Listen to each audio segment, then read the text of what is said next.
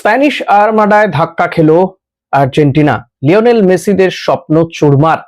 Argentina পরাস্ত। World champion Spain জিতে গেল এবারের এই বিশ্বকাপ। এই নিয়ে ফার্নান্দো তোরেসরা দুবার ওয়ার্ল্ড চ্যাম্পিয়ন হলো। আর পরপর দুবার এবং 4বার ওয়ার্ল্ড চ্যাম্পিয়ন হওয়া থেকে দূরেই থাকলেন লিওনেল মেসিরা। লিওনেল মেসি তিনি সব পেয়েছেন, বিশ্বকাপ পেয়েছেন। এবার বিশ্বকাপ চ্যাম্পিয়ন হলে পরপর দুবার বিশ্বকাপ চ্যাম্পিয়ন হতেন লিও মেসি, কিন্তু তার হলো না। হয়তো তিনি তার শেষ বিশ্বকাপের শেষ ম্যাচটা খেলে ফেললেন এবং গোটা ওয়ার্ল্ড কাপে একটাও ম্যাচ না হেরে শেষমেশ হারলেন ফাইনালে। গত বিশ্বকাপে প্রথম ম্যাচে সৌদি আরবের বিরুদ্ধে হেরে গিয়েছিল, তারপর আর একটাও ম্যাচ হারেনি। কিন্তু এবারে একটাও ম্যাচ না হেরে ফাইনালে গিয়ে হেরে রানার আপ হলো, ওয়ার্ল্ড কাপে রানার আপ হলো লিওনেল মেসিরা। তবে আজকে মানে আগাগোড়াই ভালো খেলেছেন স্পেনের ফুটবলাররা এবং যোগ্য দল হিসেবেই স্পেন কিন্তু চ্যাম্পিয়ন হয়েছে। এমন বহু মুহূর্তে এসেছিল যে সময় মনে হচ্ছিল স্পেন বোধহয় গোল করে দেবে এবং ম্যাচে একের অধিক গোল হলেও কোথাও কিছু করার থাকতো না। আজকে আর্জেন্টিনাকে কোথাও গিয়ে সেই আর্জেন্টিনাকে খুঁজে পাওয়া যায়নি, ম্লান লেগেছে। সেভাবে অ্যাটাকে নেই, শট অন টার্গেট নেই। অনেক ক্ষেত্রে আর্জেন্টিনাকে বাঁচিয়ে দিয়েছে আর্জেন্টিনার গোলকিপার এমিলিয়ানো মার্টিনেজ।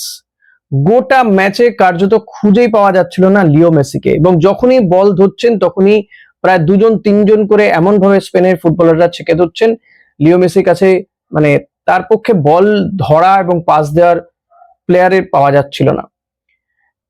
এবং সেমিফাইনালে যেভাবে আর্জেন্টিনা শুরু করেছিল, যেভাবে গোতাগুতি মারপিট করে খেলছিল, ঠিক সেই স্ট্র্যাটেজি নিয়েই খেলেছিল এবারেও। কিন্তু ফাইনালেও আর্জেন্টিনা, কিন্তু কোথাও গিয়ে স্পেনের কাছে হার মানতে হলো। সেই স্ট্র্যাটেজি কোনোভাবেই সফলতা পেল না। লিও স্কালোনির গুরু দেলা ফন্তে, এবং গুরুর কাছে হেরে গেলেন শিষ্য। পরপর দুবার ওয়ার্ল্ড চ্যাম্পিয়ন হওয়া হলো না স্কালোনিরও। স্কালোনি গত বিশ্বকাপে কোচিং করিয়েছেন আর্জেন্টিনাকে, এবারও তার উপরেই ভরসা রাখা হয়েছিল। লিও মেসি তার সবচেয়ে বড় অস্ত্র ছিল, কিন্তু সেই লিও মেসিও এবার ফাইনাল ম্যাচে গিয়ে আর গোল করতে পারলেন না। তার এমন কোনো অ্যাসিস্ট থাকলো না যার থেকে গোল হলো। হ্যাঁ, একেবারে ম্যাচের শেষ লগ্নে একটা কর্নার পাওয়া গিয়েছিল, সেই কর্নার থেকে তিনি একটা সেন্টার করেছিলেন, যেটা বলটা সিমিওনের কাছে চলে এসেছিল। সিমিওনে বলটা যদি গোলে রাখতে পারতো তাহলে কিছু হলেও হতে পারতো। গোটা ম্যাচে বলতে গেলে ওই এক্সট্রা টাইমে ওই একটা আর্জেন্টিনার ভালো মুভমেন্ট, এর বাইরে কিন্তু গোটা ম্যাচে আর্জেন্টিনা গুতোগুতি করে গেছে, তেমন ভালো মুভমেন্ট নেই।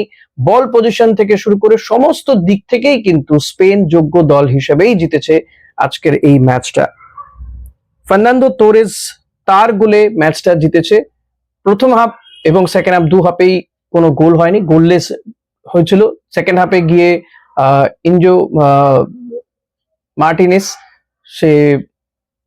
এনজো ফার্নান্ডেস সে রেড কার্ড দেখে, পরপর দুবার হলুদ কার্ড দেখাতে তো 10 জন হয়ে যায় আর্জেন্টিনা।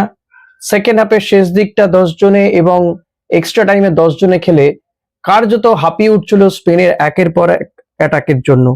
91 মিনিটে স্পেনের হয়ে গোল করে যান ফার্নান্দো তোরেস, এবং যে বলটাতে তিনি গোল করেছেন, বলটা বেরিয়ে যাচ্ছিল, সেখান থেকে বলটাকে রাখা এবং সেখানে শট মেরে গোল করা, এখানে গোলকিপার এমিলিয়ানো মার্টিনেজের কিছু করার ছিল না।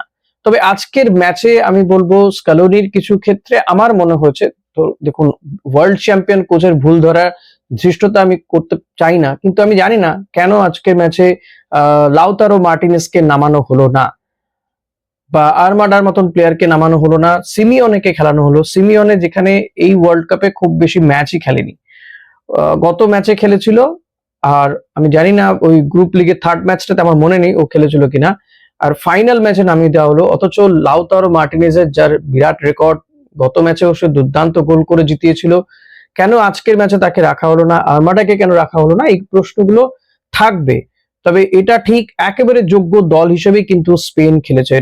ম্যাচের শুরু থেকে শেষ পর্যন্ত 120 মিনিট স্পেনের ফুটবলাররা গোটা মাঠ দৌড়ে বেরিয়েছেন, প্রচুর পাস খেলেছেন নিজেদের মধ্যে। আর্জেন্টিনাকে তাদের স্বাভাবিক খেলা খেলতেই দেয়নি, মেসিকে তো নয়ই। ফলত যোগ্য দল হিসেবে ওয়ার্ল্ড চ্যাম্পিয়ন হলো স্পেন। লামিন ইয়ামেলরা তারা চ্যাম্পিয়ন হলো। লামিনে ইয়ামেল, তারও ভালো মুভমেন্ট দেখা গিয়েছিল, ফার্স্ট হাফে বেশ কিছু মুভ করেছিল, কিন্তু সেকেন্ড হাফ থেকে তাকেও খুব বেশি দেখা যাচ্ছিল না, ম্লান লাগছিল। কিন্তু আমি বলবো আগাগোড়াই যে এই বিশ্বকাপে একটাই গোল খেয়েছে এই স্পেন, সেই রেকর্ডই তারা বজায় রাখলেন। ফাইনাল ম্যাচে কোনো গোল কনসিভ করলো না এবং তাদের গোলকিপারও অসম্ভব ভালো গোলকিপিং করেছে।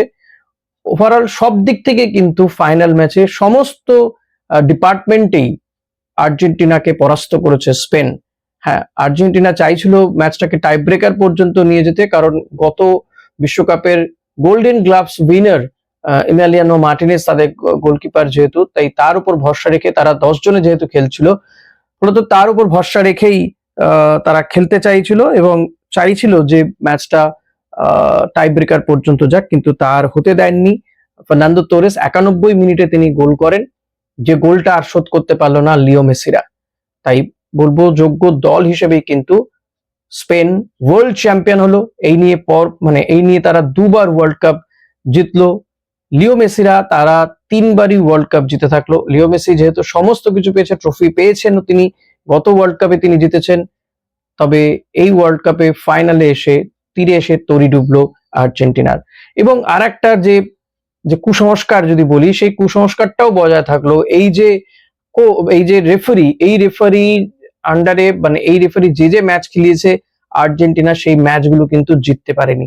আজকেও তার অন্যথা হলো না। তবুও আমি বলবো গোটা ম্যাচে কিন্তু রেফারিং অসম্ভব ভালো হয়েছে। যেভাবে আর্জেন্টিনা খেলছিল তাতে আরো 2-1টা কার্ড হতে পারতো, আরো 2-1জন কিন্তু রেড কার্ড দেখতে পারতো। আর্জেন্টিনার যে সৃজনশীল ফুটবল, সেই সৃজনশীল ফুটবলটাই কোথাও আজকে মিসিং ছিল এবং সেটা করতেও দেয়নি স্পেন। আগাগোড়া তারা এমন ভালো খেলেছে, এত বল পজিশন, এত মুহুর্মুহু অ্যাটাক করেছে, আর্জেন্টিনাকে আজকে বড্ড বেশি ম্রিয়মাণ লাগছিল। মনে হচ্ছিল যে তাদের বডি ল্যাঙ্গুয়েজও কোথাও গিয়ে জেতার জন্য খেলছে বলে মনে হচ্ছিল না। ফাইনাল ম্যাচে এতটা ম্রিয়মাণ, তবে ফাইনাল ম্যাচ কিন্তু সমানে সমানে টক্কর হচ্ছিল। আর্জেন্টিনার ডিফেন্সটা উইক ছিল, কিন্তু তবুও তারা যথেষ্ট লড়াই করে গেছে স্পেনের বিরুদ্ধে। এবং ডিফেন্সে সাজিয়েও ছিল সেভাবেই আর্জেন্টাইন কোচ। তো অ্যাটাকেও দুজনকে রাখা হয়েছিল, কিন্তু আলভারেজ, মেসি খুব বেশি সুবিধা করতে পারলেন না আজকে। ফলত এই ওয়ার্ল্ড কাপ থেকে রানার আপ হয়ে খুশি থাকতে হলো আর্জেন্টিনাকে। ওয়ার্ল্ড চ্যাম্পিয়ন হলো স্পেন।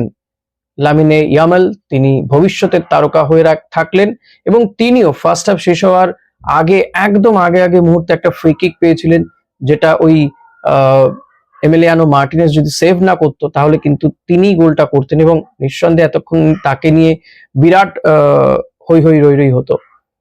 তো সব মিলিয়ে ভালো খেলেছেন, কিন্তু তীরে এসে তরি ডুবলো আর্জেন্টিনার। মেসি ফাইনাল ম্যাচে সুলভ খেলতে পারলেন না। আর্জেন্টিনাও তারা যেভাবে ফুটবলটা খেলে সেটা তারা খেলতে পারলেন না। গোল্ডেন বুট এমবাপেই পাবেন, হয়তো গোল্ডেন বল, কারণ আমি দেখে আসিনি প্রাইসটা কি পাচ্ছেন। গোল্ডেন বল মেসিরই পাওয়ার কথা সবকিছু যদি ঠিকঠাক থাকে। আর গোল্ডেন বুটটাও কিন্তু এমবাপেই পাবেন, কারণ যেহেতু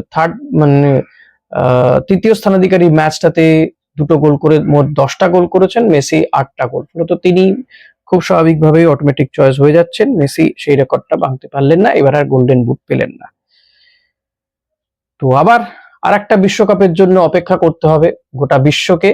এবারের মতন এই 40 দিনের জার্নি শেষ হলো, যেটা 11ই জুন থেকে শুরু হয়েছিল, 19শে জুলাই এসে পরিসমাপ্তি ঘটলো বিশ্বকাপের। ওয়ার্ল্ড চ্যাম্পিয়ন স্পেনকে অনেক অনেক শুভেচ্ছা। লামিনে ইয়ামাল মাত দিয়ে দিলেন তিনি মেসিকে, ফার্নান্দো তোরেস, সবাইকে অনেক অনেক শুভেচ্ছা ওয়ার্ল্ড চ্যাম্পিয়ন হওয়ার জন্য। আপনারা এই ম্যাচটাকে কিভাবে দেখছেন, আপনাদের কমেন্ট অতি অবশ্যই চাই। কমেন্ট বক্সে কমেন্ট করবেন আপনারা। Thank you.